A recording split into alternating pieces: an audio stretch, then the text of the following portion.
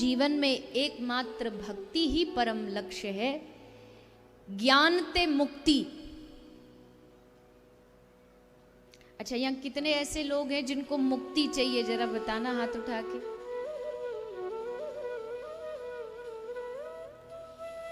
सबको चाहिए? अच्छा चलो अब ये बता दो, मुक्ति का मतलब क्या होता है?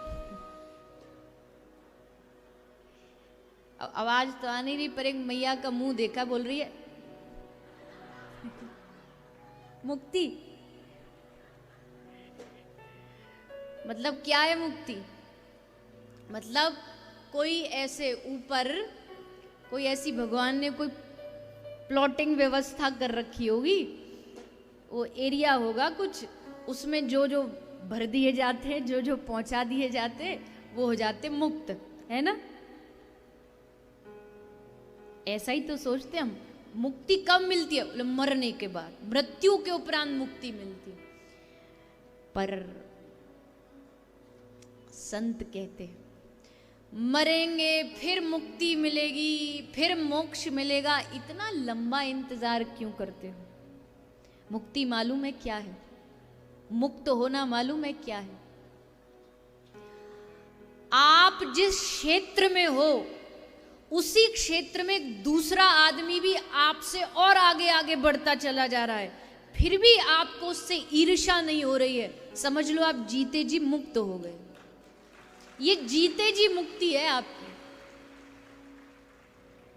मन की ईर्ष्या भाव, द्वेष भाव खत्म हो गई, मुक्त हो गए। ये जो हमारे मन में ये जो कॉन्सेप्ट डाला गया है ना कि मृत्यु के बाद मुक्ति होती है, नहीं नहीं नहीं, जीते जी भी मुक्ति मिल जाती है। और जो जीते जी मुक्त हो जाता है ना, उससे बड़ा कोई भाग्यशाली इस दुनिया में हो नहीं सकता। जीते जी। तो भैया हम तो देखो अब ब्रज वाले, ब्रज की जो उपासना है उसी की बात करेंगे। ब्रज की उपासना वाले कहते हैं भुक्ति मुक्ति नहीं मांगत केवल, हमें नहीं चाहिए। ज्ञान ते मुक्ति, योग ते सिद्धि।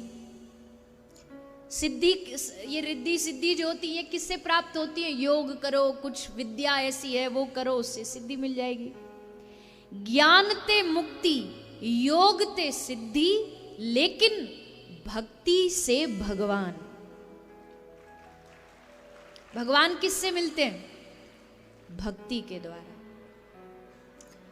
अब now the choice is yours कि आपको मुक्ति चाहिए, सिद्धि चाहिए या भगवान चाहिए। जिसको भगवान चाहिए, अगर, क्योंकि ये कथा तो भगवान को पाने के लिए सुनाई जा रही है और दूसरा कोई उद्देश्य नहीं। अगर भगवान चाहिए तो भक्ति को पकड़ लो बस।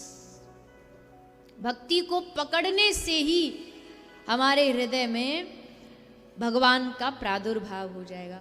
उमा कहूं मैं अनुभव अपना, सत हरि भजन जगत सब सपना।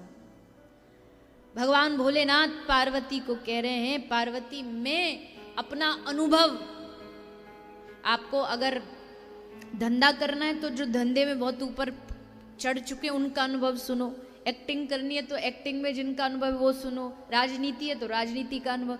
लेकिन जिनका जीवन ही राम नाम है, ऐसे भोलेनाथ जी, वो कह रहे मैं अपना अनुभव बता रहा हूं पार्वती उमा कि सत हरि भजन जगत सब सपना।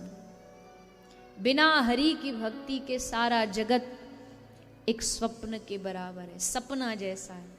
सपने में कभी कभी नहीं लगता शेर आके एकदम खाने वाला है और अब बस प्राण गए, और जब सपना हम देख रहे होते हैं ना, घबराहट चलती रहती है, ऐसे लगता सब सच चल रहा है एकदम।